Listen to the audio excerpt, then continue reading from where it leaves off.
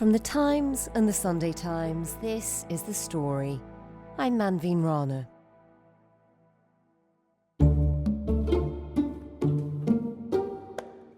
So it's a fairly standard, run-of-the-mill, red brick building like any other office building, built in 1979, right in the centre of Manchester on Albert Square, just opposite the town hall. Daryl Morris is a Times radio presenter who lives in Manchester, and lately he's been making sense of how the city is fast becoming the front line in British politics, and one building in particular. It's called Heron House, and it was already a government building actually. It houses part of GCHQ, the intelligence service. I was there on Monday last week when Andy Burnham became Prime Minister. And I arrived quite early in the morning, and it was a run-of-the-mill scene. And as the morning wore on, a few interesting things started to happen. There were some workmen that arrived, and they started to put up some reflective sheets on the glass on this building. And then as the morning became the afternoon, and Andy Burnham arrived on Downing Street, some police officers arrived outside this building, 1 and then 2 and then 3. And it was fascinating watching the power shift in real time to that building in the centre of Manchester, number 10 North.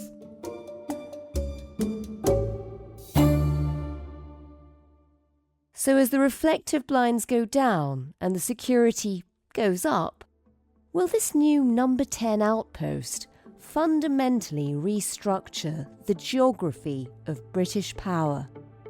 And that's not the only transfer of power going on in the city this week. The Manchester mayoral election is tomorrow, the biggest ever by-election in British history. For Andy Burnham, it was a test of two things. This is obviously the first election since he became leader of the Labour Party, but also I think it will give us a bit of a sense of what his devolution plan might look like, because one of the big questions is, if Andy Burnham wants to devolve power to local authorities and mayors across the country, who is he devolving that power to? The story today, how Manchester became the focal point of British politics.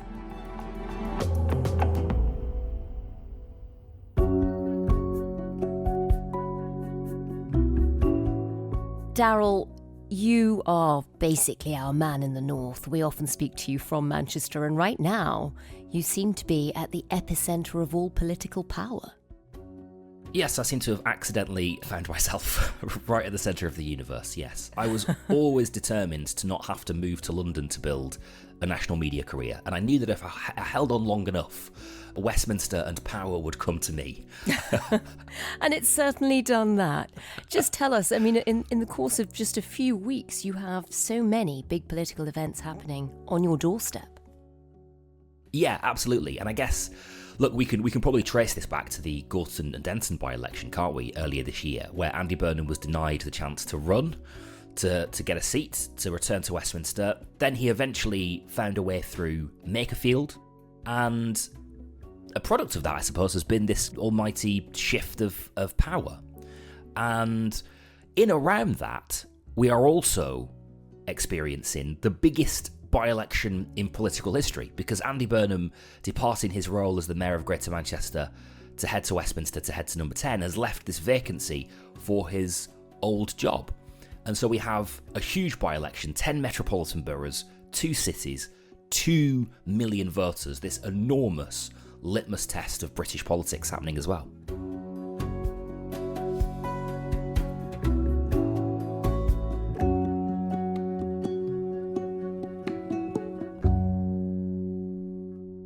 Manchester is going to be making headlines for the foreseeable. We'll come on to that big by-election, as you say, the biggest in British history, which seems so remarkable. Before we do, though, number 10 North. Tell us about that. How soon does all of that kick off? So it's already underway. Number 10 North is a functioning outpost of number 10 Downing Street as we speak. Last Friday, Andy Burnham did his first day of work from Heron House in the centre of Manchester, and he swept into this new seat of power, and there was a semi-cabinet meeting, if you will. Hi everyone.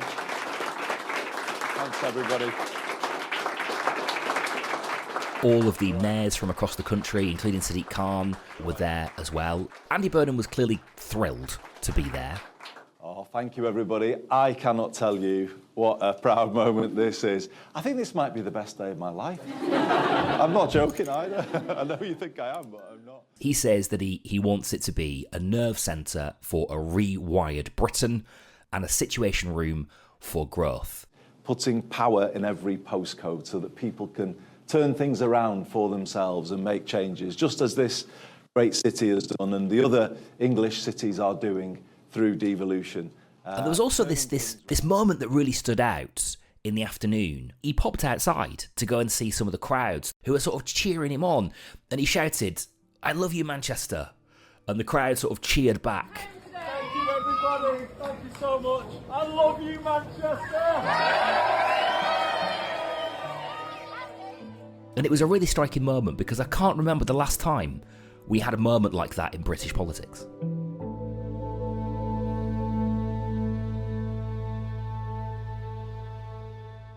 He really is in his element here. Do we know how this model is going to work? I mean, what will it mean having a number 10 North? Who will work from there? How often will they be there? What will they be working on? So I think it's best to understand number 10 North as the Department for Devolution. Burnham wants to be a conduit to the rest of the country. He wants his devolution agenda, which is going to be a central plank of his administration, to run through this new office and to push power into all corners of the country. So you've got some interesting characters. Lou Haig is going to be there. She was the transport minister, of course, before she had to resign under Keir Starmer. She's back in government. She's a key ally of Andy Burnham. She should have orchestrated his return to Westminster in many ways. She'll be overseeing number 10 North in her role as the Chancellor of the Duchy of Lancaster. You've also got some interesting characters that have been around Andy Burnham for a while already. Caroline Simpson, who was the Chief Executive Officer for Manchester's Combined Authority, so she worked side by side with Andy Burnham. She was sort of Andy Burnham's chief civil servant, if you will, during his time as Mayor of Greater Manchester. Do we have any sense of the scale of number 10 North? I mean, how much staff do you expect to be there the whole time? So I think we're expecting there to be a sort of good couple of hundred staff there in the next 18 months. Where they're based at the moment is a sort of interim number 10 North until there is a new development completed nestled outside the city centre. And there's maybe a little bit of sleight of hand going on here as well, because some of this was already in motion. This building, this new complex outside Manchester was already being built. There were already several thousand civil servants setting up base in Manchester. It was part of a already in motion devolution plan to move civil service jobs out of London. We have outposts of other departments around the country already. Rishi Sunak, you may remember, moved the Treasury campus to Darlington, for example. And I guess Andy Burnham has sort of given that a fresh impetus and a lick of paint and a big sign saying number 10 North. Well, also a real credibility if the Prime Minister is now going to be spending time there regularly. How often do we think he'll be there? Well, he says he's going to spend a day a week there. And obviously that is logistically possible because he's got a house in Lee, just outside Makerfield, where his constituency is. Downing Street said that there would be no additional cost to taxpayers, that it will be funded through existing Cabinet Office budgets, etc. It does seem impossible to imagine that there won't be some cost. Civil servants were told in an all-staff call with the Permanent Secretary to the Cabinet Office, Kat Little, that relocation packages would be available for those willing to relocate. And there are logistical questions. How does he get up and down? And actually, trains have already been an issue. There's been disruption on the West Coast Main Line this week. And on the day that number 10 North opened, Sir Sadiq Khan, the Mayor of London, and a couple of others were delayed getting to Andy Burnham's opening. And this is a journey that I make at least twice a week. And it can be really miserable. Cancellations, delays, getting Wi-Fi to work on the train is notoriously painful. It is sometimes the most unproductive time of my week, those couple of hours on the train. So if we're looking for productivity and growth, doing it on the West Coast Main Line remains very difficult.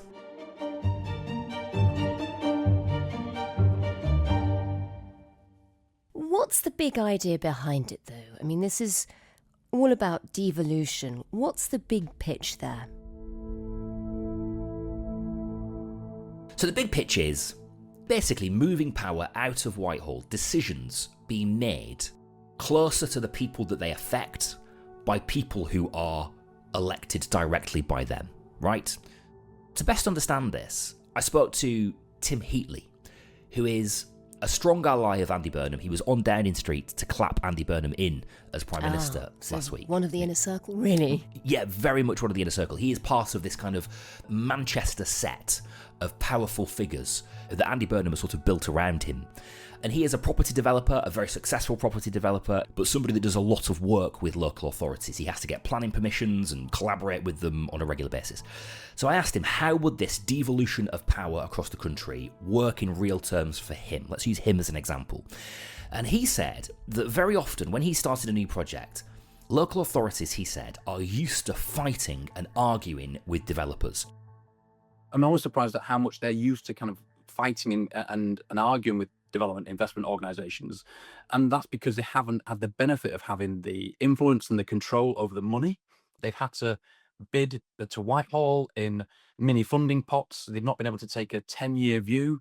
They've had to make short-term decisions. They've not had influence over the real influence over the planning that they need. So he says the public sector and the private sector need to work together. It's not always feasible for one or the other to complete a project, a development project, sort of on their own. So they need to work together. That, by the way, is Manchesterism in a nutshell. That's what has sort of driven Manchester's success, that kind of collaborative approach over the last couple of decades. And he says that with devolved power, with more local control, all of that will become easier. He also adds an interesting caveat, that it will depend on the quality and the talent of the political leaders in city regions. And one of the benefits of it is that if they don't perform and if they don't deliver, then they'll get voted out, and they should be. And there is a broad spectrum of talent. I know this from working with across lots of different city regions across the country. What I've noticed for sure is that it's not like Labour are all the good ones, or the Conservatives are all the bad ones, or Reform are all of the in-between ones. It varies. So it's easier in theory to see and feel what somebody closer to you is doing, and it is easier in theory for those people to make clearer, longer-term decisions. That's so interesting. This is a businessman, a property developer, clearly very influential with Andy Burnham, a close friend of his, who's basically arguing that it's the red tape. It's being able to do things faster by dealing with local authorities rather than waiting for a Westminster stamp, which makes sense. But it's interesting that even he sees the potential pitfalls. We're not used to a system where, apart from places like Manchester and maybe Birmingham, where you've had these very big mayoralties, we're not used to a system where so much power has been devolved. How easy will that be to switch? I think it'll be easy in some places, and I think it'll be harder in others. England at the moment is a sort of patchwork of devolved powers. So you have places like Greater Manchester and the West Midlands, for example, where they do have quite a lot of power. Then you head to sort of Yorkshire and Merseyside, and they have power but a little bit less power. Same in the northeast as well. And then you get to some places in the south of England where actually the mayors there, or what are going to become mayors there, have really very few powers. There are definitely sort of challenges in getting the right power to the right places and doing it quickly enough that it starts to move things, but perhaps not too quickly that it overwhelms places that aren't necessarily ready for that kind of power. Yeah, because obviously there will be parts of the country where the mayor is just a figure who turns up and opens the local fete. Suddenly give them powers that they're not really prepared for. Could end badly. Do we know what sort of powers he wants mayors to have in the end? So the first sort of solid announcement that we've had on that this week is about money to spend. So local authorities and local mayors are going to be given bigger slices of the budget, not tax-raising powers, crucially, but tax-spending powers. And they'll be given a little bit of control and a bit more autonomy over things like social housing and welfare and education and how money on those issues is spent in their areas. And one of those mayors is going to be decided tomorrow in the biggest by-election in British political history, which is happening right now in Greater Manchester to find a replacement for Andy Burnham and also provide an early stress test of Andy Burnham's popularity and his plan.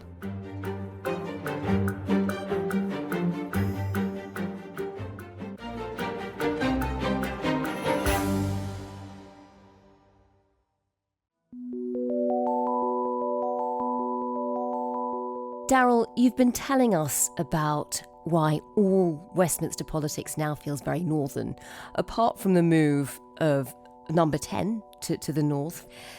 You also have this enormous by-election tomorrow. Just remind us, though, why does it matter beyond Manchester? Why should the rest of the country care?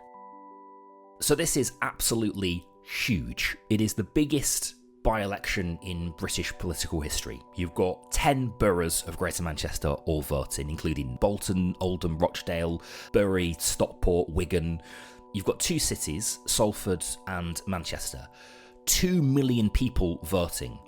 And every story, every trend of British politics, every age, every demographic, all coming together in a massive litmus test of British politics.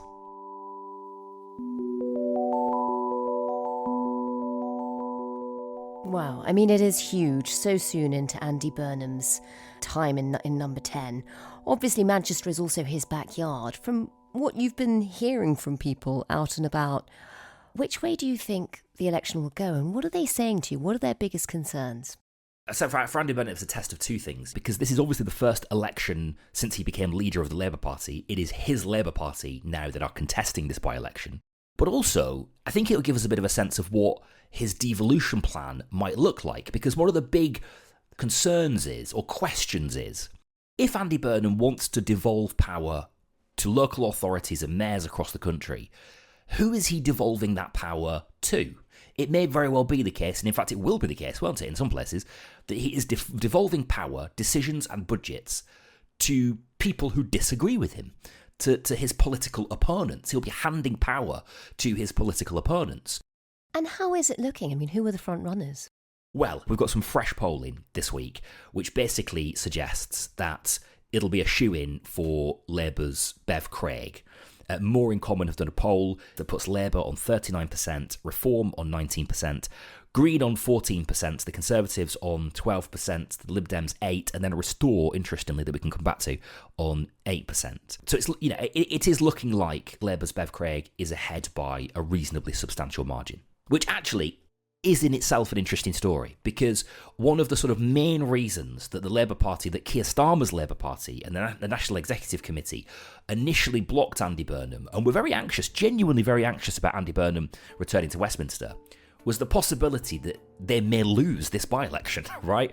That this what should be an extremely safe part of the world for Labour would be handed to the closest challenger, really, which is Reform. And I think in the time since then, it certainly feels like things have shifted. I know you've been out and about talking to people in all of these different boroughs, but what are you hearing? Regardless of who wins, there are still a whole host of fascinating stories playing out in this by-election that tell us a lot about how people think and feel and the sort of direction of British politics. And so to understand them, I returned to Makerfield. And it was funny, when I arrived there, I stood on a street Chapel Street in Ashton in Makerfield, that I had stood on a couple of days before the by-election. And the reason that I remember it is because a lad threw a lesser seen plastic straw to the ground. And I said to him, "Hey, don't litter." And he swore at me, basically, as he disappeared off into the distance. And then this last week, I stood over that same straw again. It is still there. No. Sort of, yeah, kind of crumpled into the ground a bit and a bit sort of dusted by traffic and charred by the hot weather. But it was still there. And it was a sort of striking reminder of how rapidly things have moved in British politics. how sort of so little has changed and yet so much has changed. And when I was there, I spoke to this one woman who said that Manchester feels quite distant to her. I don't consider myself as part of Greater Manchester. I consider myself as Lancashire. So you feel like somebody making a decision in Manchester might as well be making a decision in London? Yeah, definitely. I just love Lancashire. What about the argument, though, that people make where they say, decisions get made in Westminster, hundreds of miles away from here, and that the decisions that affect our lives should be made closer to home? That's what MPs are for, not mayors. And I do wonder if there's something in that a decision that is being made in Manchester could as well be being made in London for some of these people. I also went back to Gorton and Denton, which is the scene of another chaotic by-election, wasn't it? That could have been Andy Burnham's path to Downing Street, but wasn't. The Green Party won there. That was a sort of story of this three-way split in a previously safe Labour seat between Labour, the Greens and Reform. The Greens won out, and I spoke to a man who made that happen, a guy who said that he cried when Hannah Spencer was elected, and he said that he thinks devolution is just a sort of stunt, and that for him, Labour will never be radical enough. Nobody up here wants the Downing Street of the North. That's not proper devolution. That's a stunt.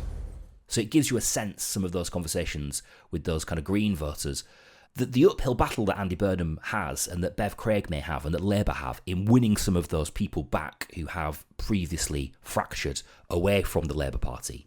And we should say that the Greens candidate is Geraldine Coggins. She is a veteran Green campaigner, a Trafford councillor since 2018. So obviously Labour have this challenge from the left when it comes to the Greens. There was also a lot of talk about the challenge on the right in the form of reform. How is that playing out? Because the polling was quite surprising. Yeah, look, Reform have been a fascinating story, haven't they, in this part of the world, where they have been on the march through particularly white working class communities. Gorton and Denton being a prime example of that. They managed to force Labour into third place in Gorton and Denton. Again, a place that should be absolutely a slam dunk for them back in February. Makerfield was a more interesting story, I think, because, again, Makerfield, a place that Reform were absolutely on the march, and Andy Burnham managed to win with 54% of the vote. I spoke to one woman who was a Reform voter whose family had long supported Labour, and she was a classic case of one of those people who has drifted away from Labour and into the hands of Reform. I think everybody around here are for Labour. And you're not? No. Older generation, older opinions, what Labour used to do for the working class, and I don't think that's what it is now. Sean Astley, who is the mayoral candidate for Reform, will be looking to win back some of those people. What are those people who voted for Reform in the local elections earlier this year and then voted for Andy Burnham in the by-election a couple of weeks ago going to do next? Andy Burnham says, look, Labour's got to change. Andy Burnham's a lovely guy. He's actually my neighbour. I've seen him out and about when we've been on walks with the kids and stuff. He's always very friendly, always approachable. Do I think he'll make a difference? I don't know. He isn't saying come home to Labour? No, he's not. I'm thinking that he should... And Daryl, you were out and about talking to people not that long ago in the Makerfield by-election. Is there a sense that the mood has changed? Now that Burnham is in number 10, is there a bit of a bounce with that for Labour? Is there a sense that his ideas of devolution, could this be the recipe that wins back red wall seats for the party? The easy answer is yes. There is absolutely a bounce. But the more complicated element is that Greater Manchester is a political microclimate at the moment, because we have this extremely unique situation where somebody who was incredibly popular, Andy Burnham, one of the great coalition builders in British politics, he used his power as the mayor of Greater Manchester, not all plain sailing, not all successes, but just enough of them to sort of be able to demonstrate to people that he has been present in their lives, and also standing up to the government during the COVID thing, and all that was huge. Our colleague Patrick Maguire at the Times described him as the sort of Kim Jong-un of Greater Manchester politics, and he absolutely is. And this incredibly popular character has found himself on the national stage. So absolutely Labour are getting a bounce out of that. But remember, it is a microclimate. All of those things are quite unique to Greater Manchester. So it'll be interesting to see, yes, how it plays out in this by-election, but how that extrapolates across the country too. Fascinating. And Daryl, since it is a by-election, we know the drill. I think you'd better give us a full list of the candidates. Yes, my favourite bit of any talk about a by-election. The candidates standing in this Greater Manchester mayoral election are Sean Astley for Reform UK, Geraldine Coggins for the Green Party, Bev Craig for the Labour Party, Phil Eckersley for the Conservative Party, Marcus Farmer is an independent, Richard Kilpatrick for the Liberal Democrats, and Marlon West for Restore Britain.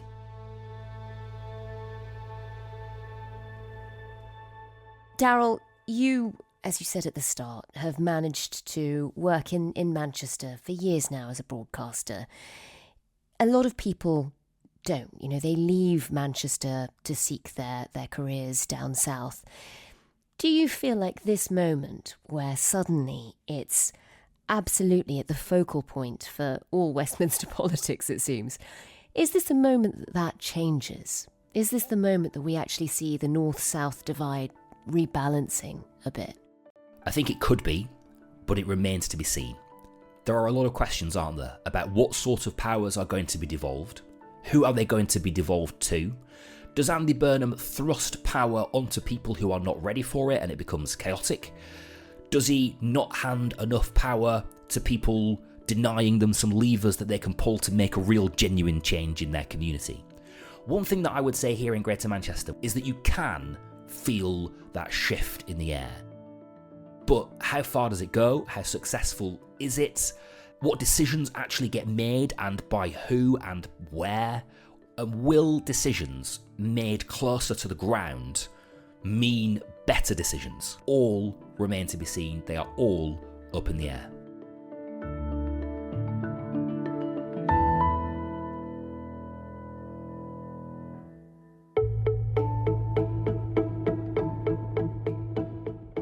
That was the Times Radio presenter Daryl Morris, and he'll be live on Times Radio all day on Friday with the results of the by-election as they come in. The producer today was Olivia Case. The executive producer was Harry Stott. Sound design was by Dave Creasy and theme composition was by Mal Lassetto. If you can, do leave us a review wherever you get your podcasts. And if you'd like to get in touch with us, do drop us a line to thestory@thetimes.com. Thanks for listening. We'll be back tomorrow.